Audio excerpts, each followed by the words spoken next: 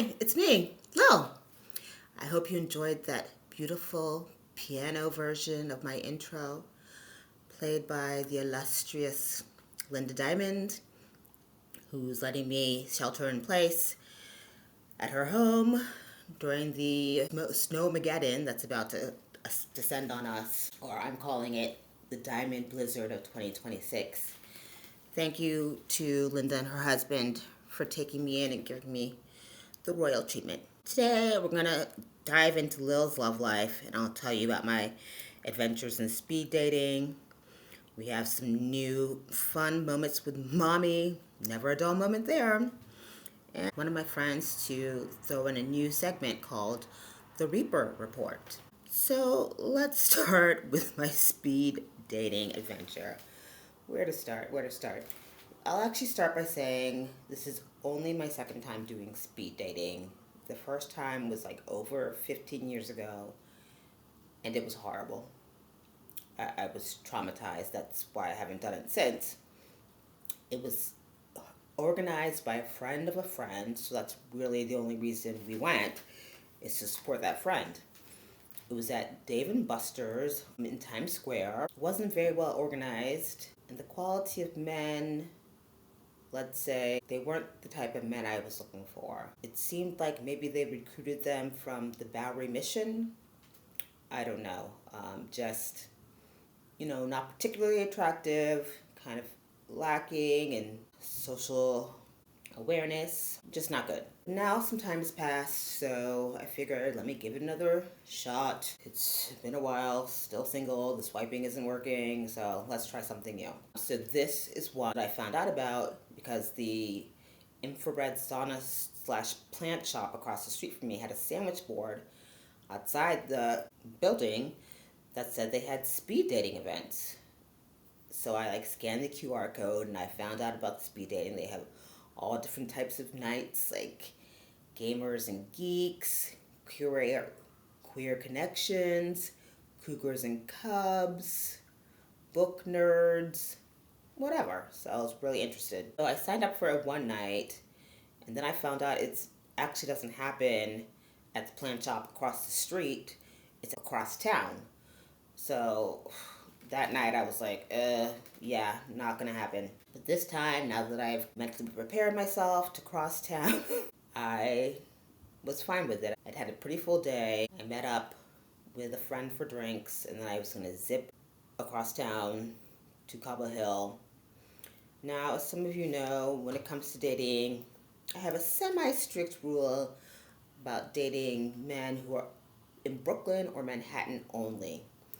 I know, I shouldn't limit myself, but some of these people are just geographically undesirable. The number one reason I want a partner is one, real estate, so I can get a better apartment and split the rent with somebody. And two, I also just discovered it'd be great to have somebody bring me coffee in the morning, because sometimes I really want coffee, but I'm too lazy to get the hell up and make it.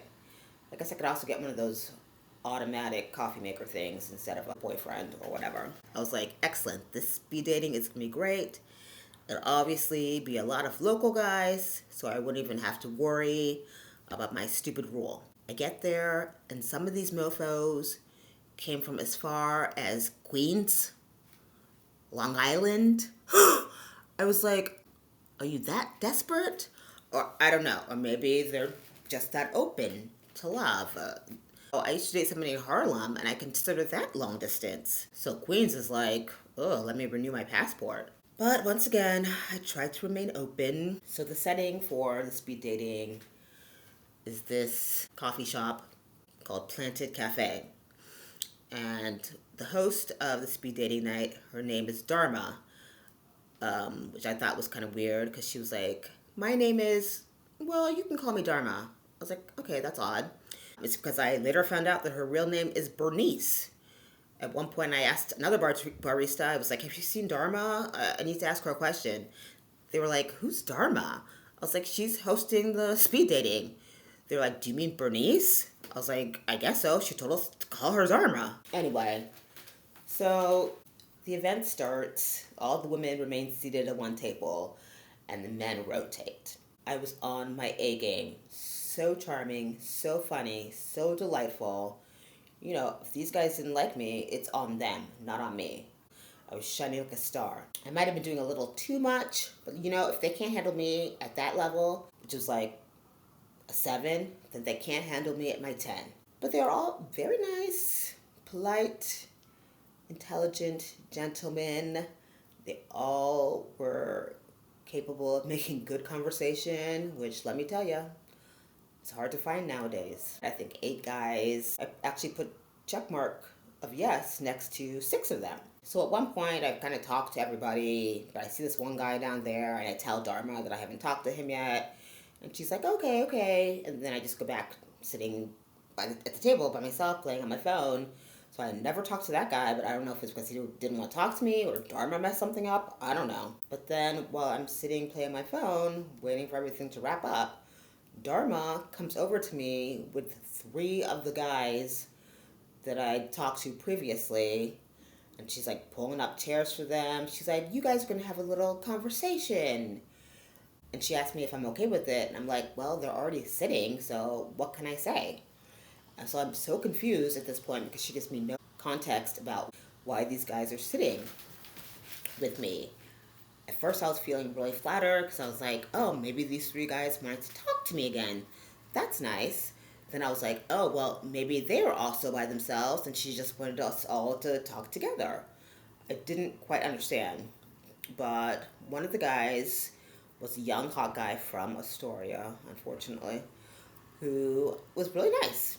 And then the other guy, he was a data analyst, mathematician, something.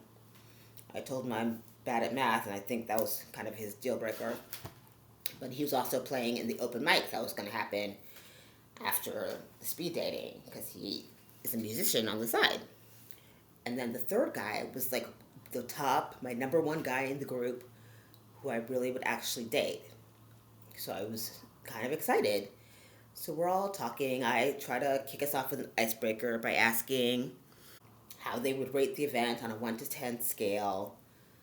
The mathematician has walked away at this point to like check his guitar or something.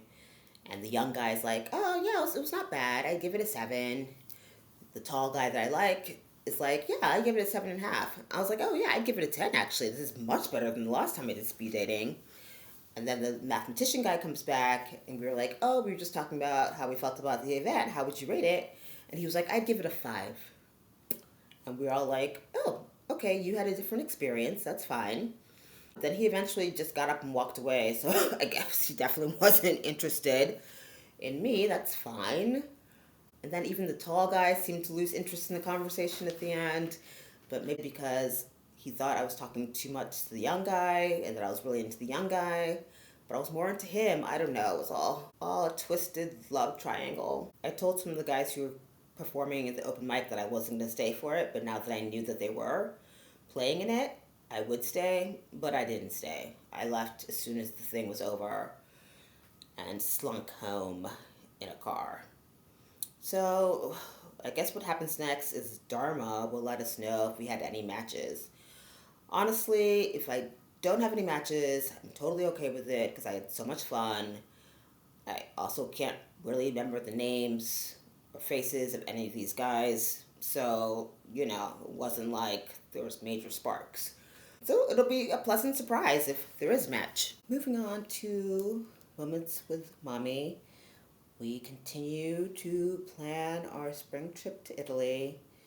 She wanted to add another person to our group. She was like, Auntie Olivia really wants to come too. I was like, no, I draw the line. Auntie Olivia has like 4 daughters. She can go with one of them. And my mom was like, mm-hmm. So at this point, it's just me, my mom, Uncle Hubert, and Auntie Christina. We're planning the trip, and I'm telling Mommy that we're going to have to do multi-city flights. And she was like, multi? What does that mean? I was like, multi, or multi, like a multivitamin, like multiple. She was like, I've never heard of that. I was like, okay, then I explained to her what it meant. I don't know what's going on. If she's like forgetting words, she must have known these words at some point because I was talking to her about Italy, and I was like, at this point, I don't care You can go there with Uncle Hubert and Auntie Olivia, and I can do my own trip someplace else. I prefer the latter. She was like, what does that mean? I was like, the latter. She was like, I was like, yeah, when somebody says the former or the latter, they mean the first one or the last one. And she was like, you and your made up words. We actually had that conversation as I was coming out of the movie theater. And she was like, where are you? And I was like, I just left the movies and I'm going home. She was like, these movies, it's starting to be too much. I was like, what are you talking about? I haven't been going to the movies that much lately. I used to go like once or twice a week. Now because of my foot, I can only go like every other week. She was like, going to the movies is a terrible thing to do. I was like, what is she talking about? She was acting like I was doing crack cocaine or something. Oh, even during the Snowmageddon, I was telling her that Linda was gonna make shepherd's pie for me, so could she send me her shepherd's pie recipe? And she texts back, what pie? And I'm like, shepherd's, like you used to make for us. Then I go into a little more detail to help her. I was like, it has ground beef, mashed potatoes, and vegetables. And she's like, oh, you mean shepherd's pie? Oh. Anyway, we'll see how this trip planning continues to play out. Not hopeful. So, one of my good friends sometimes gets annoyed with me because I like to be the first person to tell somebody else about somebody who just died. So, I'd send him text messages as soon as I found out about a celebrity death, and he's on the West Coast, so he would always get them just as he was waking up, and I think he was kind of peeved because I was starting his day with bad news. So I need to start timing those messages. And he was like, you might as well start doing a Reaper report since you're so interested in celebrity deaths. And I was like, you're right. And so, as you know, celebrity deaths usually come in threes, and we've had a double batch lately that's been a doozy. First, we'll talk about Catherine O'Hara, one of the greats. Love her so much. Like, big part of my childhood, from Home Alone to Beetlejuice to the Christopher Guest movies. And then she came back to us with Schitt's Creek. She was excellent in the studio on Apple TV. Just the consummate character actress. So funny. There was nothing she couldn't do. Just a really nice Canadian lady. And then, sadly, we had James Van Der Beek, a lot of people's childhood crush, pass away at the very young age of 48. James was a very talented young actor. A lot of people still use that meme of him crying his heart out to Katie Holmes. But I have to say, I was more Team Pacey than Team Dawson. I can't really think of any projects that he did after Dawson's Creek, but he had a ton of kids, so I feel really bad for them and his wife. And then we also had Robert Duvall pass away at the ripe age of 95. Not too much to say about him. He was great in The Godfather, and I think he has a lot of other sleeper films that he's great in that I haven't watched. New York Magazine Vulture made a whole list of them, so I might check one or two of them out. But I'm pretty sure he was a Republican, so, sorry for his family, but, And then next, this one really hit me hard, you guys. Woke up, 5 a.m., first thing I see, Jesse Jackson, dead. I was shooketh. I couldn't believe it. Jesse Jackson was such a big part of my growing up. His presidential campaign was the first time I really started paying attention to politics. He was so pivotal in the civil rights movement. He was there when MLK-J died. Hello. And I totally forgot about Keep Hope Alive, but I'm going to bring that back into the stratosphere. So, R.I.P. JJ.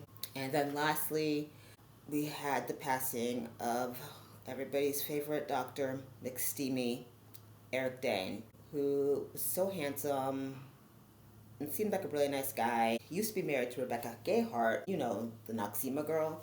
And they both had really striking blue, beautiful eyes. And I do recall there was some kind of controversy about them and a pageant contestant in a hot tub.